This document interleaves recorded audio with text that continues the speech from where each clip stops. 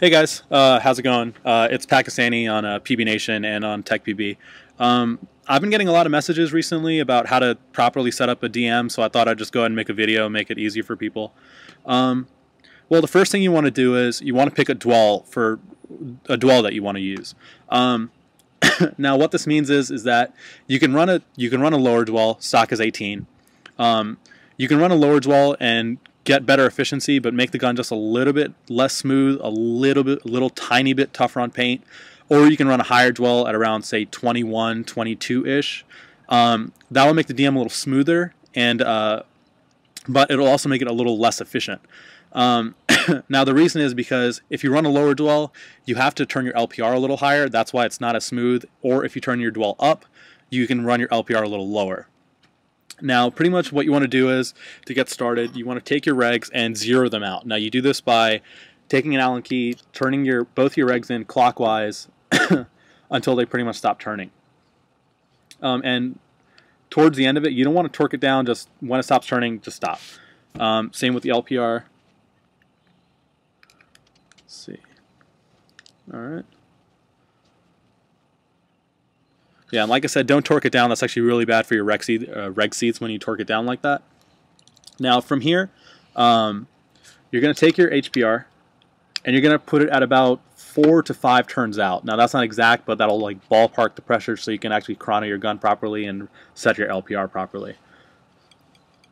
1, 2, 3, 4, 5. Now, I happen to know that my gun actually runs at around 5 turns out on the HBR, but like I said, 4 to 5 will ballpark it. Now, as I said earlier, well, I don't know if I said this earlier, but my gun runs at 22 dwell. I don't really care about efficiency. I only end up shooting about 3 to 4 pods a game anyways, and that's plenty efficient to do that. So I run my dwell at 22, and that allows me to lower my LPR pretty much lower than stock. But anyways, so pretty much you want to turn the gun on and turn the eyes off, by the way, so you can actually click your Noid. Okay. Now we're going to turn the air on. Now you heard that little pop? The bolt actually shoots forward. When your LPR is zeroed out, but you have pressure going into the gun from the HPR, your bolt will actually pop forward. Now, the gun shouldn't be leaking or anything like that. The way the bolt is designed on the DMs, it actually seals off the chamber when the bolt's forward. So you don't have to worry about leaks or anything like that. If your gun is leaking, that means you have a bad O-ring, and you should probably go through and swap out some O-rings, lube the gun, clean it, and whatnot. Okay, so from here, like I said, the gun's on, eyes off, and we're at about 4 to 5 turns out on the HPR. Now, go into the back of your gun, where your LPR is, and start turning it out slowly, but also pulling the trigger every now and then. Now, this will let you to set the LPR pretty much as low as possible while still making it a reliable shot, so you're not getting bolt stick or first shot drop off. Now, what you want to do is, as you turn the LPR out, watch your bolt and pull the trigger at the same time. And you'll know that the LPR set properly when the bolt is moving at full speed and it's moving all the way back and forth in the breech. Now, as you can see, as I said before, it's forward right now, so obviously the LPR has no pressure. So let's up the pressure on the LPR. Okay, so now I'm slowly turning out. There we go. Okay. Now, while you do this, you'll be able to hear the Noid get a little louder and louder as more pressure gets to it. Okay. Now, somewhere at around 1 to 2 turns, something like that, you'll see you'll hear the bolt go back. Now, there you go. You can hear the Noid getting louder now.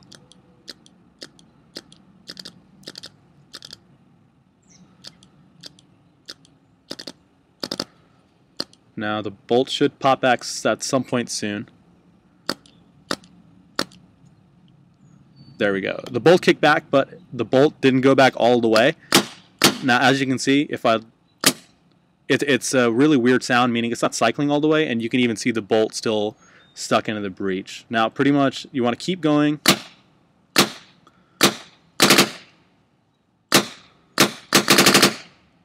All right, keep going.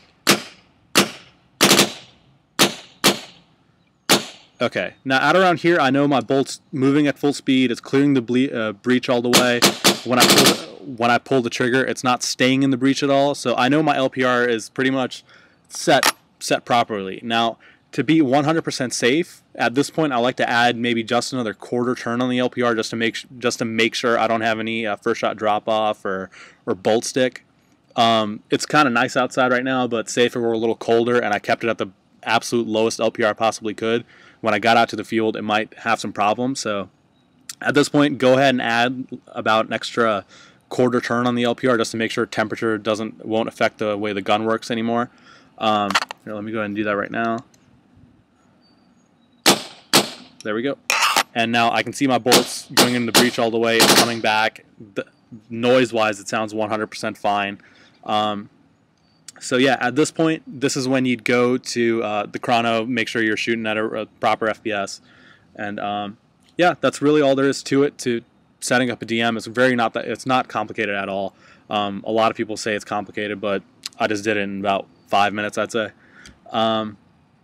Yeah, at this point, what I'd recommend doing now that your gun is set properly, I'd go ahead, degas it, shoot out all the air, and just so you know for future use, so you don't have to go through this entire process again, I'd go back and actually count how many turns your gun is setting at on both the HPR and the LPR. So next time you want to rebuild your regs or rebuild your gun, you know exactly where to set it, and you'll be right where you actually need it to be. I happen to know that my HPR runs at around 5 turns out, and my gun runs at right around 2 turns out, so I'm not going to bother. I know where it is. But yeah, that's how you set up a DM. I really hope this helps you guys and encourages you guys to get DMs in the future. They're not really that hard to work on. So anyways, thanks guys.